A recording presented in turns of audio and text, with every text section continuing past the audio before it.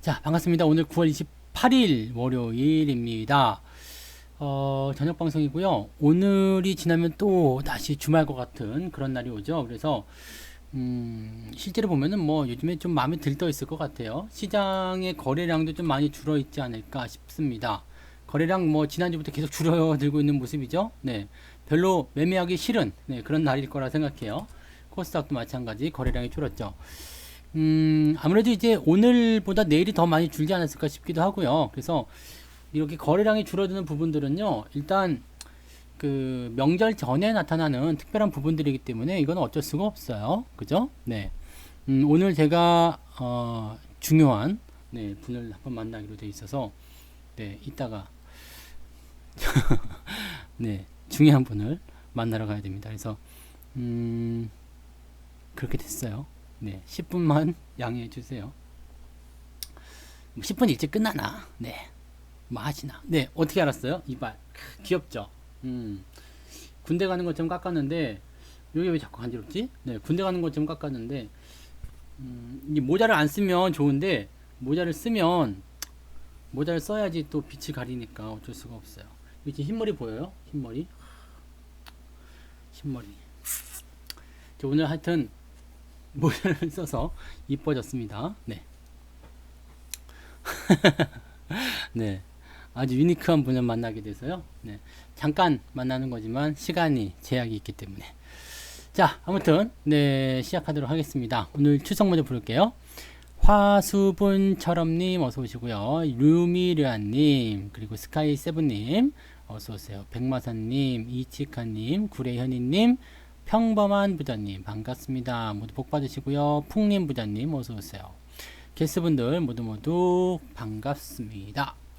자, 유튜브 계신 분들도 볼게요. 건물주 대구파님이 1등 하셨어요. 축하합니다.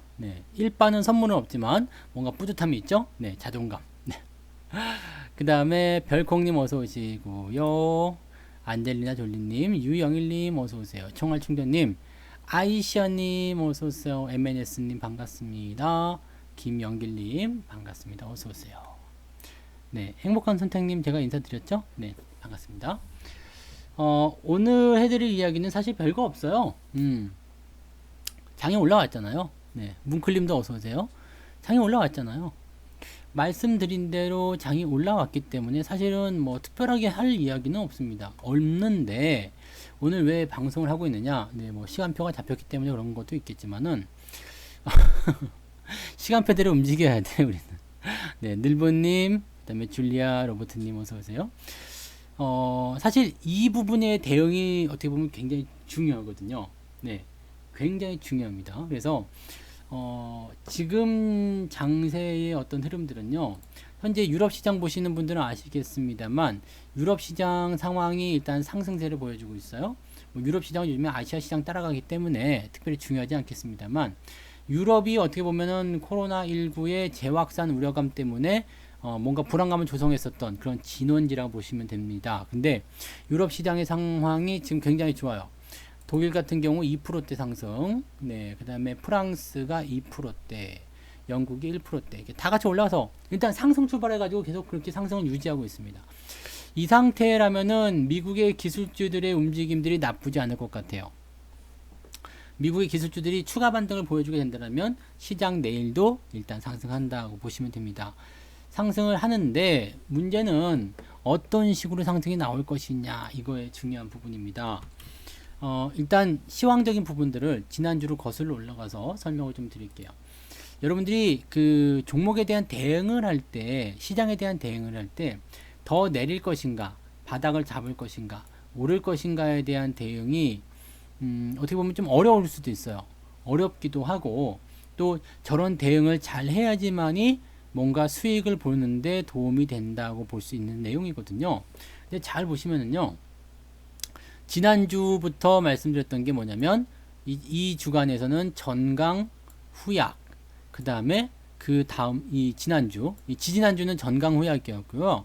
그 다음 주인 지난주에서는 그냥 주 내내 주가가 그지 같을 것이다, 이런 얘기를 해드렸죠. 그 다음에 지난 주말에 나온 이야기는, 자, 목요일 또는 금요일이 저점이다. 그래서 월요일날 반등이 나올 것이다. 이게 제가 뭐 어디 작두를 타가지고요. 작두가 이렇게 생겼죠. 네. 작두. 이렇게 된 시퍼런 칼날에 있는 이런 작두. 빛도 나야 돼. 반짝 이렇게. 여기 위에 이제 제가 이제 올라가는 거죠. 네. 그래서 이게 성투사의 달이에요. 아싸! 그러면서 뛰는 거야. 네. 네. 작두 위에 올라가가지고 아싸! 그러면서 뛰는 거죠. 뭐 물러거라 그러면서 이 작두 타면서 오르느냐 내리느냐 막 그러고 있다가 하는 건 아니죠. 그냥 부채 쫙 펴가지고 오르느냐 내리느냐 내린다 뭐 이런 거 하는 거 아니잖아요. 그죠? 이거는 여러분들이 심리라는 부분을 조금만 생각하시면 돼요. 심리. 투자자들에 대한 심리. 그래서 사실 주식에 대한 포인트가 이렇게 내려간다 올라간다라는 것은요. 어떤 호재성 재료나 아니면 흐름들이나 이런 것들이 좌우할 수도 있겠습니다만 거기에 앞서서 뭐가 들어가냐면 투자자들의 마음가짐, 투자자들이 생각하는 거 그게 많이 들어가게 됩니다. 그래서 항상 여러분들은 투자자들이 어떻게 생각하는지를 생각해야 돼요. 그 다음에 내 마음이 어떤가. 네, 나 공포스러워 미칠 것 같아. 너무 힘들어. 이렇게 되면 바닥일 가능성이 굉장히 높아요. 네. 설명 하나 잠깐만 더 드릴게요. 유상증자 3자 배당은 좋은 뜻입니다. 네. 유상증자는 기본적으로 나빠요. 네. 시황하기 전에 중간 질문에 대해서 답변을 좀 드릴게요. 유상증자는 사장님이에요. 뭔 뜻이냐면 사장님 나빠요. 그거죠. 사장님 나빠요. 그거 아시나 혹시? 네. 사장님 나빠요. 이게 뭐였지? 파블로였어요? 블랑코? 네. 그 나와서 하는 거 있잖아요. 사장님 나빠요. 그거. 그 유상증자는 사장님이에요. 나쁜 거야, 나쁜 거. 유상증자는 나빠요. 네. 이 개그를 기억 못 하시네. 네. 그 아재 개그라는 시가 있어요. 아재 개그라는 시. 제목이 아재 개그예요. 시인데 고작 이런 것에 웃다니. 이게 시 끝이에요. 고작 이런 것에 웃다니. 아재 개그. 나 진짜 꽝 터졌어요. 근데 사실 아재 개그에 웃으면 자존심 상해요? 네, 난 안 그러던데. 좋던데. 네. 아무튼 유상증자는 나빠요. 나쁜 거예요. 나쁜 거야.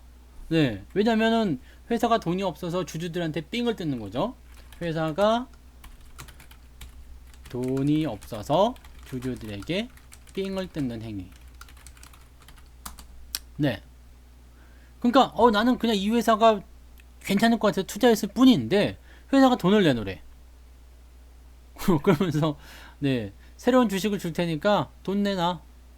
그럼 나는 그냥 돈을 뜯기든가, 네, 돈을 뜯겨서 주식을 받든가 아니면은 그 주식을 팔고 나와야 되는데 이미 주식은 떨어져 있어. 뭐 그러니까 굉장히 어떻게 보면 주주들 입장에서 열받는 상황이라고 좀 보시면 되겠죠.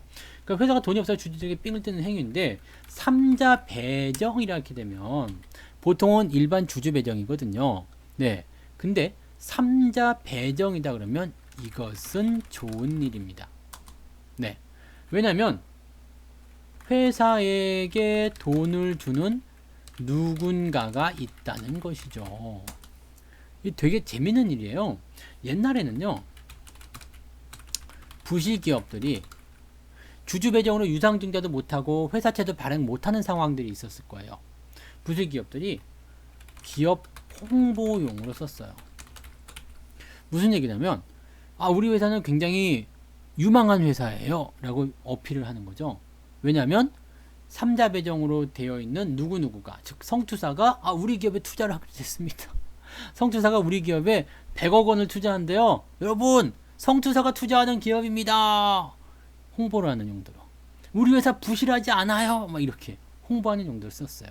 그래서 3자 배정이 나오게 되면은 기업이 투자할 만한 가치가 있다. 망할 염려가 없다. 3자 배정이라는 것은 하나의 이 제3자가 돈을 왕창 몰아넣는 거나 마찬가지거든요. 만약에 회사가 100억이 필요해. 그러면은 이 100억을 내가 다 주는 거예요. 그러니까 이 회사에 투자할 만한 가치가 있다고 생각하는 사람들이 투자하는 거지. 그냥 돈이 썩어나 가지고 회사한테 투자하진 않을 거 아닙니까? 그래서 이 3자 배정이라는 것은 이 회사가 뭔가 투자할 만한 가치가 있는 거구나 라고 생각을 하게 되는 부분들이죠. 삼자 배정이 나오게 되면 대체적으로 좋은 소식이다라고 보시면 됩니다. 보통 그리고 삼자 배정 같은 경우는요, 운영 자금을 쓰는 경우가 별로 없어요. 뭐 설비 투자라든지 또는 뭐 시설에 대한 투자라든지 뭐 기타 등등 신사업 진출이라든지 등등 여러 가지 부분에서의 그런 자금 용도로 사용하게 되기 때문에 주주들에게 삥을 뜯지 않고 네, 새로운 사람에게 야, 우리가 이거 할 건데 돈이 좀 모자라는데 네 투자 좀 할래? 이런 거. 그럼 그래? 뭔데? 한번 들어보자. 괜찮아 보이네. 내가 투자할게. 이게 삼자 배정이에요. 그래서 삼자 배정을 하게 되면 대체적으로 유상증자를 받고 나서 보호예수 같은 것도 걸리게 되고요. 뭐 여러 가지 부분에서 좋은 일입니다. 회사가 일단 돈이 생기니까 좋은 거고요. 네. 근데 가끔씩 삼자 배정 유상증자를 납입을 해야 되는 상황에서 회사가 투자를 안 한다는 상황이 벌어질 때도 있어요. 돈을 내야 되는 시기인데 돈을 안 준대. 나 돈 못 주겠어. 니네 회사 못 믿겠어. 이렇게 됐을 경우에는 주가가 폭락하게 되기도 합니다. 근데 보통은 삼자 배정해서 결정 딱 나면 대부분은 호재라고 보시면 돼요. 그래서 삼자 배정을 하게 됐을 때 주가는 상승을 하는 경우가 훨씬 많습니다. 아시겠죠? 네. 그런 식으로 보시면 돼요. 그러니까 뭐 유상증자는 나쁜 거지만 주주에게 삥을 뜯지 않고 누군가에게서 돈을 얻어낼 수 있다라면 네, 좋은 겁니다. 자, 그 다음에 셀트리온 이야기이신 것 같은데 합병은 좋아요. 합병은 좋은 겁니다. 합병은 좋은 일. 오랜만에 무엇이든 물어보쇼가 되네요. 네, 합병은 좋은 일. 셀트리온 같은 경우는요,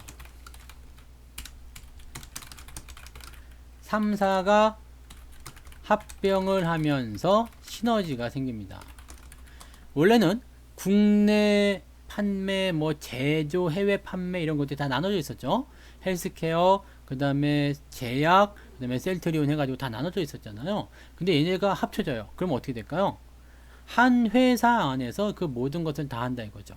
그러면은 막 그 판매할 때 여기다 전화해가지고 저기다 좀 해주세요, 여기다 좀 해주세요, 뭐 제조하는데 뭐 이렇게 해주세요, 이렇게 막 다른 회사처럼 움직이는 게 아니라 하나의 회사 안에서 루트 안에서 그냥 움직이는 거야. 얼마나 좋아요. 그리고 뭐 세금이라든지 이런 것들도 다 한 회사에서 처리하게 되기 때문에 굉장히 좋은 거죠. 근데 주가가 왜 떨어졌을까? 왜 떨어졌을까요? 셀트리온으로 얘기를 해드릴게요. 셀트리온이 지금 합병한다. 그래서 갭상승했죠. 제가 아침에 어제였죠. 어제 셀트리온에 대한 종목 진단을 해드렸을 거예요. 네, 합병 소식은 좋은 겁니다. 그래서 아마 상승으로 출발할 거예요. 근데 상승을 했죠. 그리고 나서 주가 훅 떨어졌는데 이 합병에 대한 이야기를 잘 들어보시면요. 첫 번째, 홀딩스를 지주회사를 먼저 정리를 한다 그랬죠.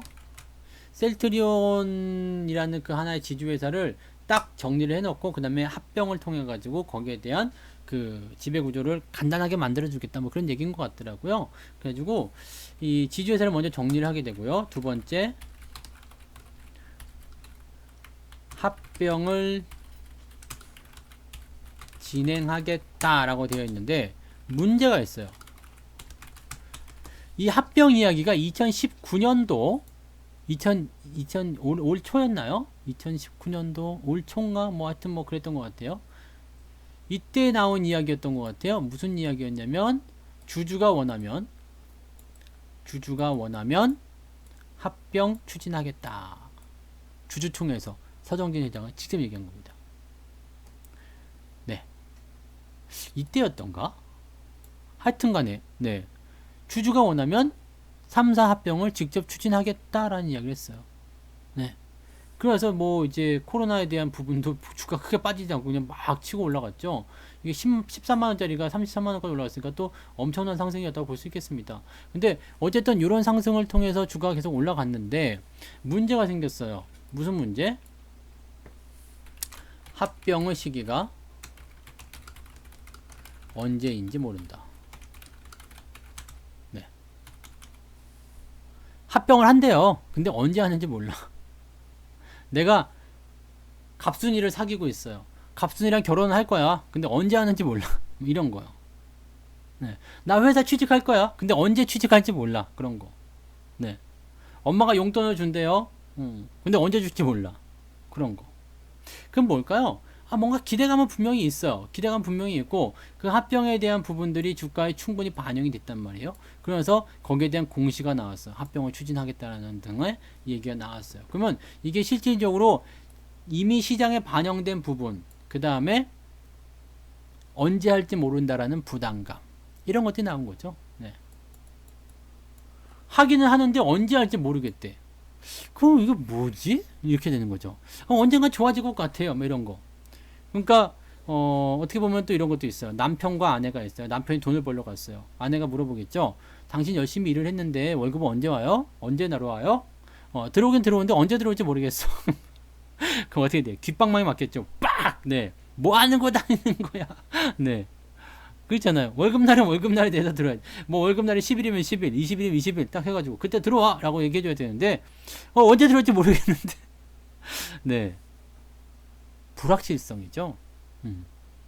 언제 할지 모른다라는 게 일단 악재인 거죠. 그 다음에 합병에 대한 공시가 나오기 시작하면서 이미 시장에 적용이 된 이 내용들이 적용이 이미 반영이 됐을 것이다라는 부담감, 이런 것들이 생겼을 겁니다. 그래서 뭐 주가가 올라가는 부분들은 차차 시작이 되지 않을까 생각이 됩니다. 일단 합병을 하게 되면 회사 자체가 커져요. 네. 시총 자체가 굉장히 커져서 하이닉스에 맞먹는 회사, 하이닉스를 어떻게 보면 넘어설 수 있는 회사, 이렇게 될 수도 있거든요. 그럼 어마어마한 회사가 될 수 있기 때문에 이거 자체로서는 어마어마한 거고요. 또 이렇게 크게 합쳐지게 되면 종합 제약사가 되는 거죠. 그러면서 지금 뭐 추진 중인 뭐 임상 신약에 대한 개발이라든지 또 글로벌 제약사 어깨를 나란히 할 수 있는 그런 어떤 상황이 되는 거죠. 좋은 소식이에요. 좋은 소식인데 지금은 일단 거기에 대한 그런 부담, 불확실성, 언제 할지 모른다는 불확실성, 그 다음에 저거요. 이미 반영된 부분. 그게 시장에 좀 부담감으로 작용했다 정도를 생각하시면 됩니다. 그래서 주가가 내려긴 했는데요. 뭐 더 내릴 수도 있겠죠. 일단 주식이라는 것은요. 좋은 얘기가 나와도 악재가 나와도 추세를 따라서 먼저 움직입니다. 왜냐하면 심리거든요. 심리. 네, 좋은 뉴스가 나왔어. 근데 주가가 빠졌어요. 그럼 어떻게 돼요? 현재 주가도 계속 빠지고 있어요. 좋은 뉴스가 나오자면 물렸어. 근데 잘 안 올라가. 그럼 어떻게 돼요? LIC 팔아버리자. 네. 나는 그렇게 생각하지 않더라도 다른 사람은 그렇게 생각하거든요. 나쁜 뉴스가 나오는데 계속 올라가요. 어떻게 해요? 계속 가는가 보다 하는 거죠. 네, 재료고 나발이고 필요 없는 거야. 네. 일단 심리에 먼저 적용한다라고 보시면 됩니다. 그래서 나빠도 올라가고 좋아도 내려가는 게 주식입니다. 그래서 그 심리적인 부분들을 고민하시면 되는 거죠. 그래서 지금 현재로서는요, 좋은 뉴스가 나왔음에도 불구하고 밀린다, 그 다음에 더 밀린다, 더 내려온다 그러면은요, 반등 나올 때까지 기다리세요. 그러면 그 시점에 대한 내용들은 분명히 지금 합병에 대한 것들은 기정사실화 되어 가는 것 같아. 근데 언제인지 모를 뿐이죠. 그래서 그 부분이 확정이 되고 뭔가 구체적인 상황들이 나오게 되면 주가가 상승할 수 있지 않겠느냐, 이렇게 볼 수는 있겠습니다. 네. 그래서 셀트리온은 뭐 일단 그래도 뭔가를 좀 해보려고 하는 것 같긴 하니까요. 그런 식으로 봐주시면 될 것 같습니다. 매도가 나온 부분들이 그렇게 크게 좀 저거한 것 같진 않아요. 오늘 두산인프라도요. 두산인프라코어도요. 오늘 주가가 11%나 올랐었거든요. 네, 그래가지고 아씨 뭐 이게 많이 가는 거 아니야? 뭐 이렇게 나 혼자 뿌듯해하고 있었죠. 이게 11% 올라갈 때 수익률이 거진 30%? 네, 그 정도까지 올라갔던 것 같아. 더 30%좀 됐나? 네, 그 정도 20%? 30%? 한 25%? 뭐 하여튼 간에 많이 올라갔어요. 수익률 많이 올라갔었어요. 이거 가지고 있잖아요. 그래서 수익률 많이 올라갔는데 주가가 갑자기 쭈르륵 밀려. 그래서 뭐야? 갑자기 뭐 매각 취소됐나? 이렇게 딱 봤는데 매각 취소 이야기는 전혀 없어. 보세요. 네. 예비 입찰에 누가 나섰다, 누가 어떻게 됐다, 뭐 이런 식으로 막 된 거예요. 출사표가 됐다, 뭐 이런 식으로. 네. 현대중공업이 드디어 들어갔다, 뭐 이런 얘기. 다 좋은 얘기밖에 없어요. 매각 된대잖아. 1조 원에 판대잖아. 자, 여러분 잘 생각해 보세요. 이 두산 인프라코가 현재 2조 원이 안 돼요. 시가총액이요. 근데 이 중에서 30% 정도를 띄어서 파는데 이 가치만 1조 원이래. 제가 말씀드렸잖아요. 그렇게 되면 이 기업이 그 통체적으로 봤을 때 최소 시가총액이 3조는 가야 한다라는 얘기잖아요. 3조는 가야 한다. 그러면 지금부터 대비해 가지고 네, 지금 1조 9천억이니까요. 지금부터 해 가지고 얼마나 간다고 해서 14,000원대라고 했나요? 그때? 네, 계산이 14,000원 정도 나온다고 했어요. 13,000원대라고 했나요? 거기까지 가야 돼요. 네. 거기까지 가야 되는데 이게 심리적인 부분이 밀고 들어가면 더 많이 갈 수도 있겠죠. 왜냐하면 두산 인프라코어가 매각이 돼서 다른 쪽에 갔을 때는, 다른 기업으로 갔을 때는 그냥 단순하게 시가총액에 대한 가치만 보는 것이 아니에요. 내가 이거 1조 원에 샀으니까 1조 원짜리 기업이야. 이게 아니라 이 기업이 가지고 있는 내용은 회사와 붙게 되면서 새로운 시너지가 만들어지게 돼요.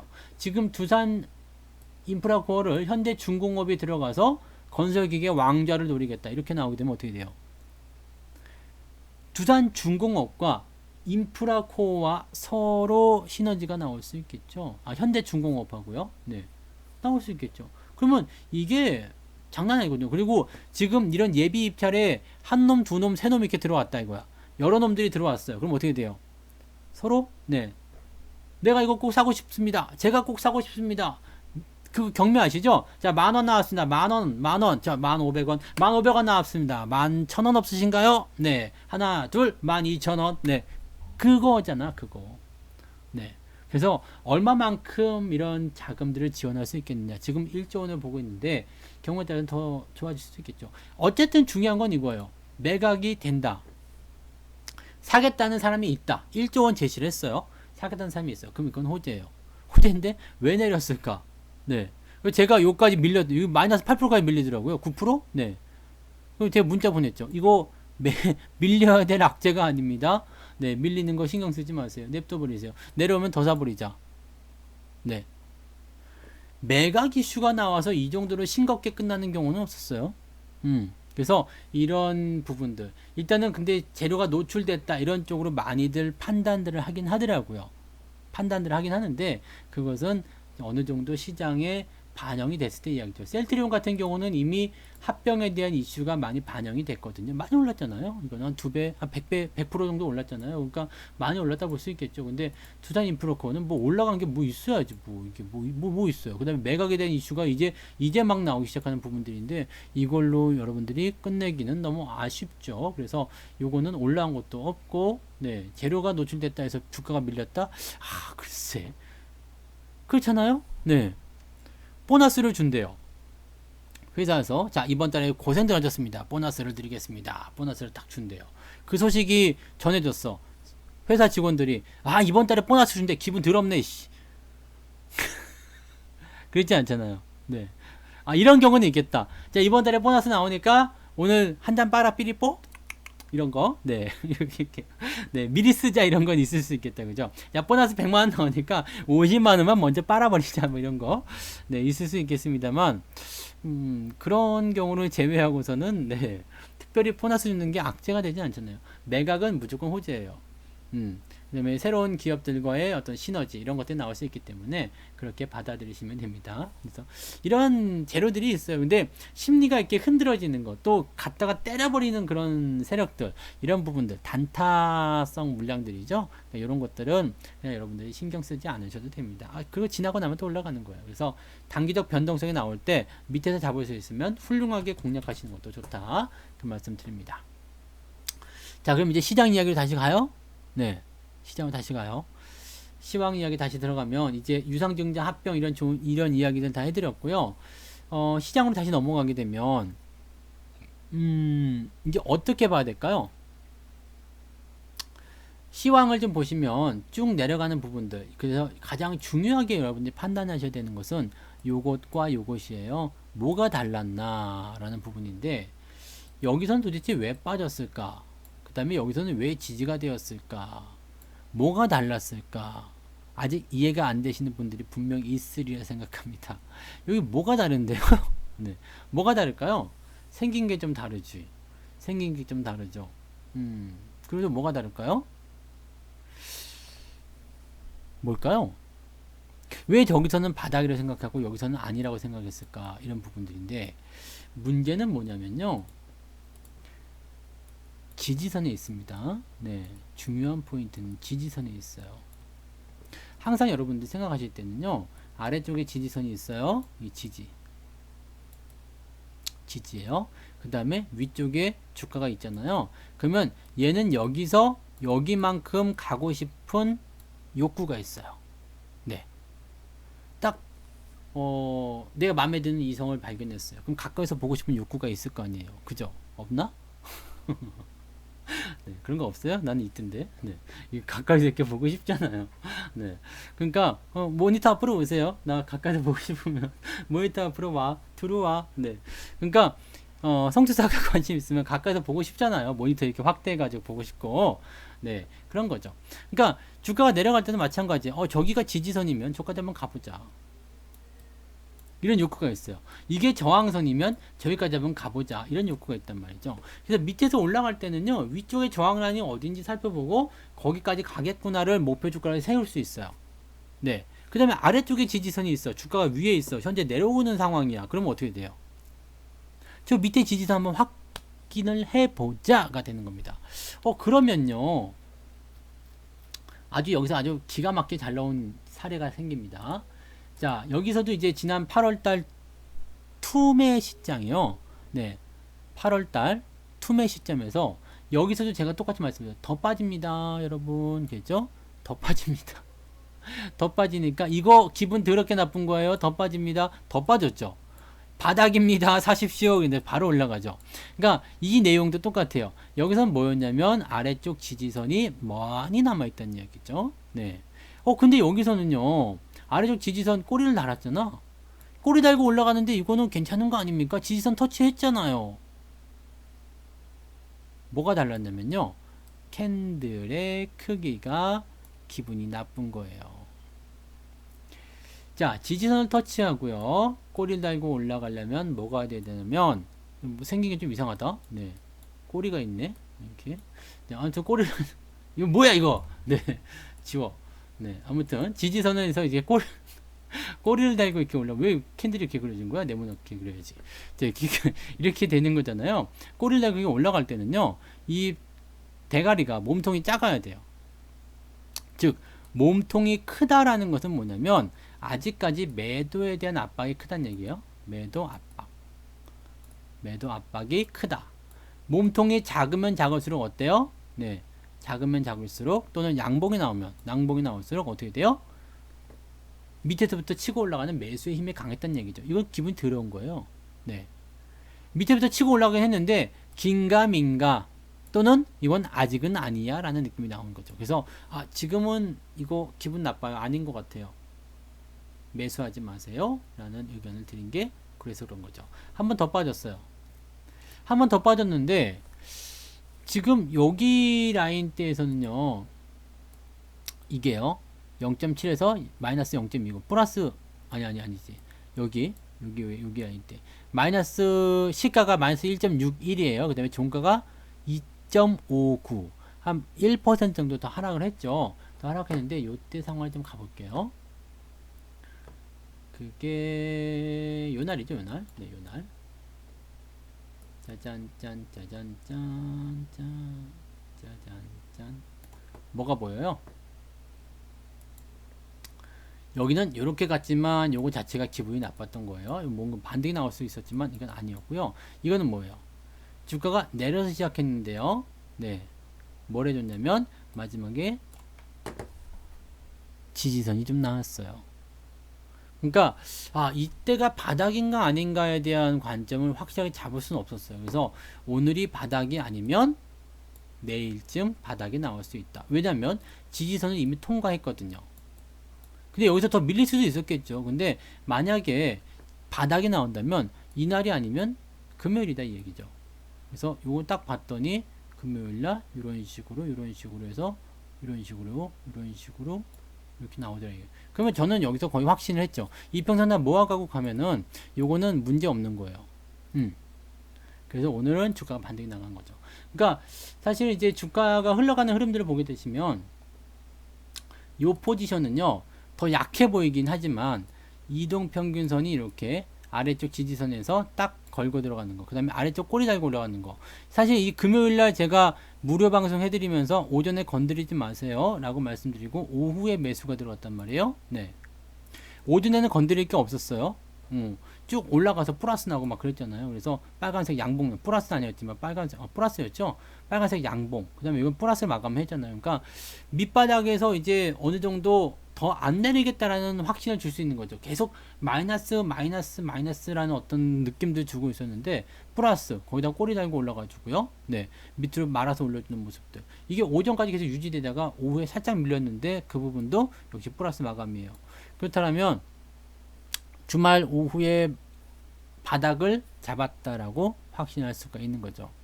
100번 들어도 모르시겠지만 네, 이런 부분들은 요것과 같아요. 여기와 같고 네, 여기서도 뭔가 방향성이 아닌 것 같다 생각될 수 있겠지만 다른 부분이 있습니다. 그 다음에 다음날 양봉 터지는 부분들이 같은 내용들이죠. 그래서 지금 제가 생각하기에는요, 내일 정도도 추가 상승이 한번 나올 수 있을 것이다 라고 생각이 들어요. 왜냐면 심리가 많이 좋아졌거든요. 그래서 뭐 오늘 같은 날도 매수 나쁘지 않았고요. 매수 안 하셔도 괜찮아요. 왜냐면 포트폴리오는 물려 있을 거 아닙니까? 그죠? 물려 있다. 포트폴리오는 물려 있다 이거야. 왜냐면 여기 지금 이만큼 내려갔잖아요. 더럽게 많이 내려갔어요. 근데 뭐 지수 올라온 거는 요만큼 올라가죠. 찔끔 올라갔거든요. 마이너스 10% 까이고 나서 고작 1% 올라갔어요. 그러니까 뭐 세 발의 피도 아니죠. 예. 우리 뭐 간에 기별이나 가겠습니까? 예. 안 올라갔지. 찔끔밖에 안 올라갔단 말이에요. 그러니까 실제적으로 이제 더 추가 상승이 나오게 되는 모습 확인될 수 있을 거고요. 그 다음에 이제 우리가 휴일로 들어간단 말이에요. 원래 있었으면은 주중에 이제 계속적으로 움직여주면서 조금 올라갈 수 있는 상황이 나올 수 있어요. 그런데 일단은 내일 반등을 조금 해주게 되면서 분위기만 좀 더 잡아주고 딱 멈출 것 같아요.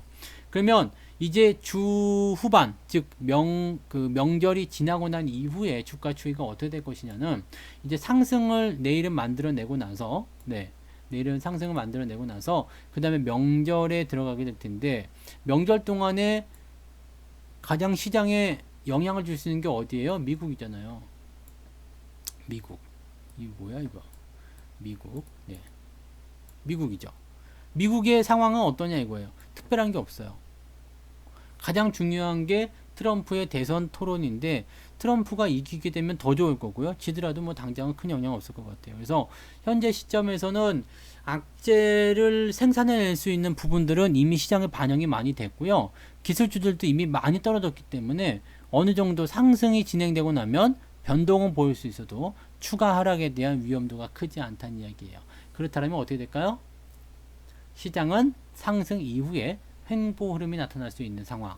뭐 근데 우리는 명절이기 때문에 별 의미가 없고요. 미국장이 그냥 잘 버텼다 그러면 그냥 명절 연휴 지나고 나서 주가가 다시 오를 수 있는 분위기가 생길 수 있겠죠. 그래서 지금 제가 보기에는 10월 첫째 주 같은 경우 짧아요. 10월 9일이 또 한글날 쉬는 날이란 말이에요. 그래서 명절 끝나고 나도 5, 6, 7, 8, 4일밖에 영업일이 없어요. 네. 근데 이 4일 동안 뭐 큰일 안 날 것 같다는 이야기죠. 이해가 되세요? 큰일 나지 않을 것 같다. 그러면 매수는 언제쯤 하면 좋을까? 지난 금요일, 그리고 오늘, 내일. 그렇게 매수하시면 돼요. 매수를 하시면 되는데 매수를 신규 종목을 하느냐 아니면 기존 종목을 하느냐 여기에 대한 관점이 또 나오겠죠. 새 종목을 사셔도 되고요. 기존 종목을 더 사셔도 됩니다. 근데 제가 권장해 드리는 방법은 신규 종목보다도 기존 종목을 사시는 게 더 낫습니다. 왜냐하면 자, 장이 떨어지기 시작할 때는 일단은 뭐 차익 실현을 하든 아니면 손절 매도를 하든 이런 것들에 대한 매도가 나타나도 괜찮아요. 그런데 장이 올라가기 시작할 때는요, 올라가는 걸 보고 손실난 종목 팔아먹는다, 새로운 종목을 갈아타는다, 이거 별로 의미 없다고 보시면 됩니다. 왜냐면 똑같이 5%가 올란다 한다 생각하더라도요, 네, 굳이 팔아서 똑같이 5% 오르는 놈을 사야 될 이유가 없어요. 그냥 세금만 아까운 거예요. 그리고 얘는 5%가 오르지만 얘는 5% 오른다는 보장이 없어요. 새로운 종목에 대해서 어떻게 보면 뭐 더 좋은 종목을 산다라고 할 수 있겠지만 그 종목이 더 많이 오른다는 보장 없죠. 팔고 났더니 내가 팔아먹은 종목이 손실 다 복구해가지고 플러스 한 20% 30% 나왔는데 얘는 한 5% 정도 상승하면서 끝났어. 그러면은 이것도 손해거든요. 그러니까 종목에 대한 확신이 딱 서 있지 않은 상태에서 섣부른 매도 같은 거 하지 말고 그냥 갖고만 있어도 돼요. 내가 가지고 있는 종목들이 잘 올라갈 것 같다, 괜찮을 것 같다 생각되면 매도하지 말고 그냥 갖고 가셔도 됩니다. 그냥 포트폴리오 유지만 하셔도 돼요. 아무것도 안 해도 돼요. 장 올라올 때. 왜? 조정 이후에 올라오는 거잖아요. 아무것도 안 하셔도 됩니다. 네. 매매 안 하셔도 돼요. 매수 안 하셔도 돼요. 대신에 매도만 안 하시면 되죠. 더 안 사셔도 괜찮아요. 가만히 계셔도 됩니다. 돈이 없어도 괜찮아요. 네. 그렇게만 하시면 되는 거죠. 네. 그러면 그냥 가시면 되죠. 네. 그냥 놔두시면 되는 거예요. 그러니까 여러분들이 매매에 대한 부분들에 대해서 너무 스트레스 받지 마세요. 올라갈 때 뭘 사야 되겠다, 막 그런 압박감만이 있더라고요. 네, 돈 준비됐습니다. 뭘 살까요? 이런 분들도 계시고, 네, 뭐 뭘 팔아가지고 뭘 좀 살까요? 이런 분들도 계시고, 근데 매수에 너무 연연하지 말자. 네, 매수에 너무 연연하지 말자. 이해되세요? 네. 그러니까 시장은 일단 아직은 저점권에서 움직이는 부분이요. 많이 내려갔다 이제 바닥을 잡은 것 같은 느낌이야. 이러고 나서 더 빠질 수도 있어요. 네. 주가라는 것은 내려갔다가 바닥을 잡은 것 같아. 근데 수틀리면 또 내려갈 수도 있죠. 네. 응? 뭔 소리요? 유보람님, 집에 가서 발 닦고 주무셔야 될 것 같아. 난 해외 선물 같은 거 안 해요?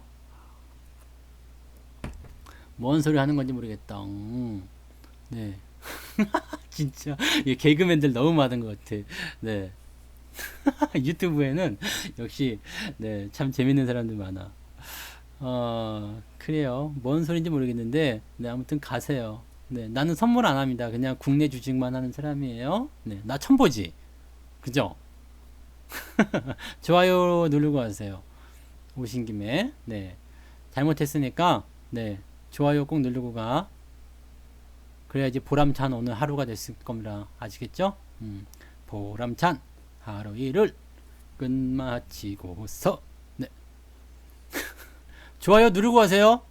아시겠죠? 뭔 소리인지 모르겠어.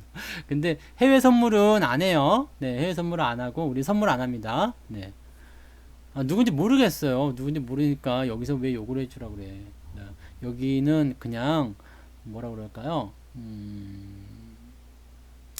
그냥 파고다 공원 같은 곳이야. 파고다 공원. 네, 파고다 공원 천천히 하는 거고요. 그냥 단타도 안 해요. 네, 단타도 안 하고 그냥 시장에 대해서 철학을 좀 듣는 곳이다 생각하시면 됩니다. 그러니까 그렇게 판단하시고, 우리는 뭐 그렇게 막 서두르거나 막 급하거나 그런 매매 안 합니다. 그리고 그런 매매를 굳이 하실 이유도 없고요. 그 앙드레 코스톨라니 책을 아침에 잠깐 읽어드렸잖아요. 그 중간 지점에 보면은요, 추석 선물은 해요. 좋네 그거. 네, 요즘에 카카오 선물하기 있대더라. 네, 코스톨라니 책에 보면은요, 이런 얘기가 적혀 있어요. 나도 장기 투자다. 네, 나도 장기 투자자다. 나는 현재 500여 개의 주식을 가지고 있지만 최근 몇 년간 팔아본 적이 없다. 오히려 더 살 뿐이다. 라고 얘기합니다. 앙드레 코스톨라니. 무슨 책이냐면요. 여기 요거예요. 돈 뜨겁게 사랑하고 차갑게 다뤄라. 네. 거의 네. 제가 이분이 돌아가시기 바로 직전에 네, 완성된 책입니다. 이 책은 여러분들이 꼭 읽으셔야 돼요. 아직도 안 봤다면 꼭 읽어보세요. 그러면서 장기 투자가 좋은 이유, 주식을 서둘러서 해야 될 이유가 없는 것에 대한 이유를 설명합니다. 왜? 어떻게 하느냐? 시장이라는 것은 하락을 일단 할 수 있어요. 그런데 그 하락 국면이 지나고 나면 반드시 그 하락을 뛰어넘는 상승의 랠리가 나온다. 그것은 시장에서 나오는 당연한 법칙? 네. 그렇게 보시면 돼요. 왜 그럴까요? 시장은 도대체 왜 계속 오르는기만 할 걸까? 왜 계속 오를까요? 시장은 중요한 얘기다. 그죠? 여러분들이 왜 장기 투자를 해야 되는지 거기에 대한 답변이 나와요. 시장은 왜 우상향의 역사가 나오는 것일까? 왜 그냥 놔두면 하락 이후에 더 많은 상승을 하는 것일까? 사실은 여러분들이 단기적으로 대응을 하기 때문에 올라갔다 내려가는 과정이 막 2년, 3년 그래버리면 굉장히 더러운 상황이죠. 네. 2년, 3년 되면 굉장히 더러운 상황이 되기 때문에 거기에서 굉장히 좀 힘든 모습이 나타날 수 있어요. 네. 힘든 모습이 나타날 수 있는데 장기 투자자들은 2년, 3년 조정하는 거에 대해서 눈 하나 깜빡하지 않죠. 저 같은 사람이요. 네. 2018년도에 조정이 시작됐는데 2020년 초까지 조정이에요. 아니, 뭐 어쩌라고. 네. 어쩌라고. 네. 그냥 냅두는 거지. 그리고 결국에는 지수가 올라가면서 계좌의 수익을 크게 만들어주는 거죠. 그러니까 사실 이런 상황들이 계속 반복이 되잖아요. 리먼 사태 때도 훅 떨어졌다가 그냥 그 위로 팍 올라가 버리고요. IMF 때도 마찬가지고요. 9.11 때도 마찬가지고요. 네. 더 멀리 가면은 미국의 공황, 경제공황 때도 마찬가지고요. 네. 아주 그냥 뭐 작살이 날 때까지 그렇게 빠지더라도 그것 이상으로 더 올라가잖아요. 고점에서 엄청나게 내려갔다 하더라도 그걸 다 올려주잖아요. 왜 그러는 걸까? 왜 저렇게 되는 걸까? 왜 저렇게 좋아지는 것일까? 왜 시장은 저렇게 가만 놔두면 저렇게 더 올라가는 것일까? 왜 떨어졌을 때 사면 더 좋아지는 것일까? 왜 시장은 우상향의 역사가 나오는 것일까? 여기에 대해서 우리가 생각해 보신 적이 혹시라도 있으신가요? 네. 내가 왜 장기 투자를 해야 되는지 거기에 대해서 생각해 보신 적이 있으신가요? 왜 그럴까요? 기업은 계속 돈을 벌기 때문에, 기업은 계속 성장하기 때문에, 뭐 그것도 맞는 얘기일 수 있어요. 근데 그렇지 않아요. 기업이 돈을 벌린다고 해서 무조건 주가가 올라가진 않습니다. 정답은요. 정답은 인플레이션에 있습니다. 인플레이션은 뭐예요? 물가, 인플레이션. 인플루엔자 아닙니다. 요즘에 뭐 독감, 인플루엔자 이런 거 아니고요. 인플레이션. 네. 물가의 상승이죠. 네. 물가의 상승은 다른 말로 얘기하면 뭐예요? 화폐 가치의 하락. 네. 돈의 가치가 떨어진다는 이야기예요. 다시 말할게요. 돈의 가치가 떨어지면 물건의 가치가 올라간다. 쉽게 얘기해서 이 휴대폰이요. 이 휴대폰이요. 네, 100만 원이에요. 100만 원. 근데 돈의 가치가 떨어졌어. 그래갖고 이 물건 값이 200만 원이 됐어. 그럴 수 있죠. 여러분들 제가 첫 월급 받은 거 얼마인지 기억하시죠? 33만 원인가 그랬어요. 33만 원. 근데 지금은 많이 벌죠. 그거보다는 많이 벌지. 그거보다는 많이 벌어요. 제가 지금 만약에 33만 원 받는 사람이 있어요, 없어요?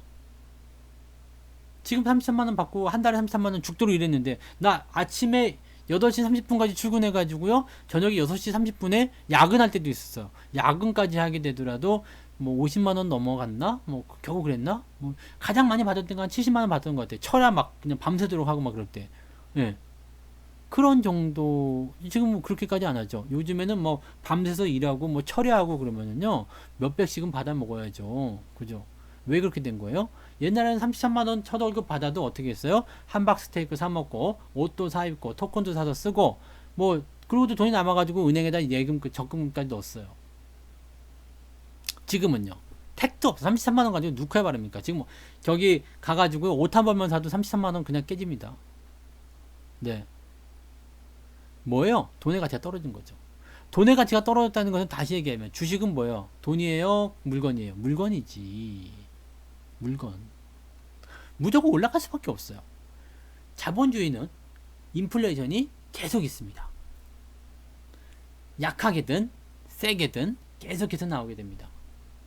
디플레이션은 통제가 안 되기 때문에 디플레이션이 나오기 전에 무조건 끝내야 돼요. 디플레이션은 뭐냐면 물건값이 떨어지는 것인데 경기 침체로 이어지기 때문에 가장 경계하는 부분이 디플레이션입니다. 그래서 거기까지는 가지 않아요. 그래서 항상 인플레이션을 가지고 하는데 인플레이션처럼 물가가 갑자기 많이 튀어버린다 그렇게 되면은 또 그것을 잡기 위해서 뭐 금리를 인상시킨다든지 그런 모습이 좀 나타나기도 하지만 기본적으로 인플레이션은 항상 끌고 가야 돼요. 왜냐하면 인플레이션은 물건 가격이 올라가는 부분이란 말이에요.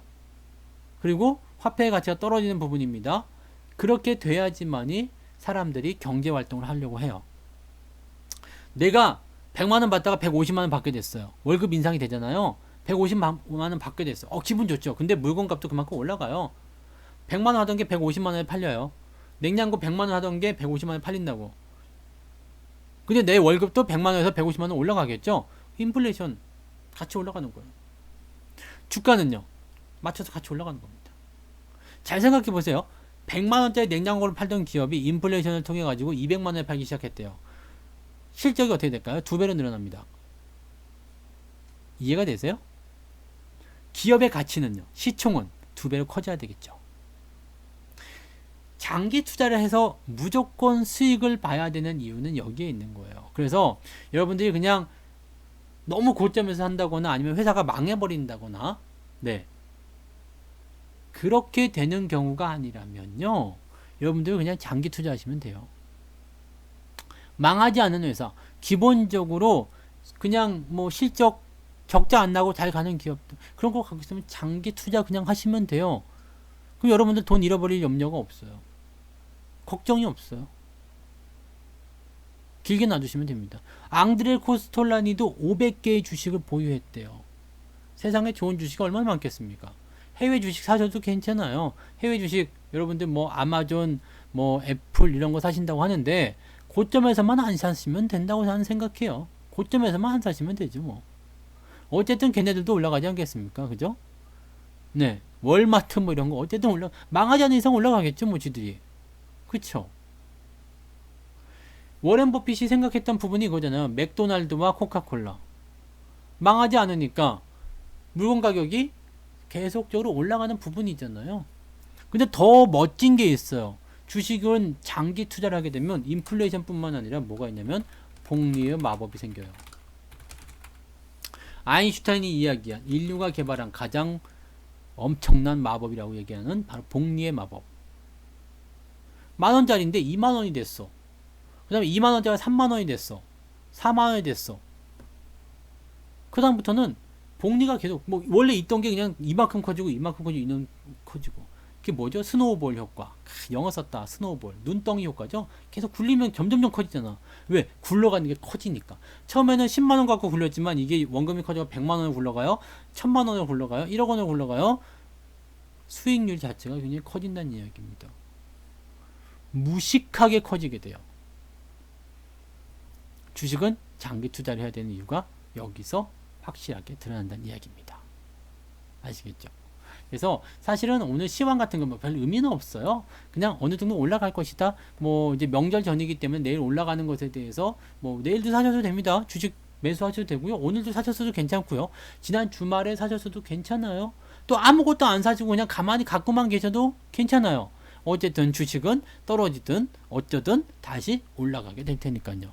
여러분들이 정말 개떡 같은 주식만 보유하고 있지 않다면 다시 여러분들은 수익이 나실 수 있을 거라 생각합니다. 그러니까 놔두시면 되는 거죠. 문제는 좋은 주식을 골라서 매수하는 것이 중요한 겁니다. 그것을 배우는 방법을 잘 찾아보셔야지 된다는 거죠. 네. 듣다 보니까 시간이 다 됐죠. 그래서 제가 오늘 여기까지만 이야기를 해드릴 거예요. 뭔가 더 중요한 얘기가 나올 것 같았는데 네, 시간이 다 됐어. 그래서 여기까지만 갑니다. 그래서 여러분들 지금은 어떻게 해야 되는지 단 5% 10% 먹고 그냥 어디서 사고 팔고 하는 그런 기법적인 게 중요한 게 아니고요. 내가 좋은 주식을 사서 그냥 가만히 묻어두는 투자. 근데 한꺼번에 왕창 집어넣으면 또 이게 흔들릴 수 있어요. 그러니까 적립식으로 조금씩 계속 사서 물량을 계속 모아가는 투자. 그게 중요하다는 겁니다. 아시겠죠? 시간이 지나면 복리가 여러분들에게 도움을 줄 거고요. 인플레이션이 여러분의 도움을 줄 겁니다. 시장이 한번 확 상승할 때 여러분 계좌가 확 증가합니다. 이게 뭐냐면 퀀텀 점프가 될 거예요. 여러분의 계좌가 확실하게 달라집니다. 지금 티가 안 나겠지만 확실하게 달라져요. 여러분들이 매일매일 영어 단어 하나씩 외워보세요. 당장은 티가 안 나겠지만 1년 후에는 365개의 단어를 외우겠죠? 그 다음에는 외국인과 대화를 할 때 fine thanks and you? 이게 아니라요. 네, hello? My name is 여기까지 할 수 있다는 얘기겠죠. 아시겠죠? 희망을 가지세요.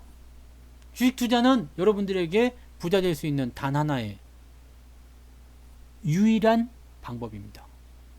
돈 버셔야죠. 부자 되셔야죠. 네. 부자 되셔서 저한테 가입하셔야죠. 지금 이벤트 오늘까지입니다. 그러니까 여러분들 돈 버신 분들은 가입하시고, 돈 벌어야 되겠다 생각하시는 분들은 조금 더 무방 들으시다가 다음번 이벤트 할 때 가입하시고요. 돈 벌지 않은 분들은 아직 가입하시면 안 돼요. 돈 벌고 가입하세요. 아시겠죠? 무방 열심히 들으시고 돈 많이 버신 다음에 꼭 오시기 바랍니다. 네. 꿈꾸세요. 이루어집니다. 아시겠죠? 여기까지 할게요. 고생 많으셨어요. 저는 내일도 합니다. 내일 저녁에 무료 방송이 있으니까 고향들 다 안 가시죠? 저도 못 가요. 그러니까 고향 가지 마시고 방송을 들으시면 좋겠네요. 여기까지 합니다. 고생하셨어요. 마무리할게요.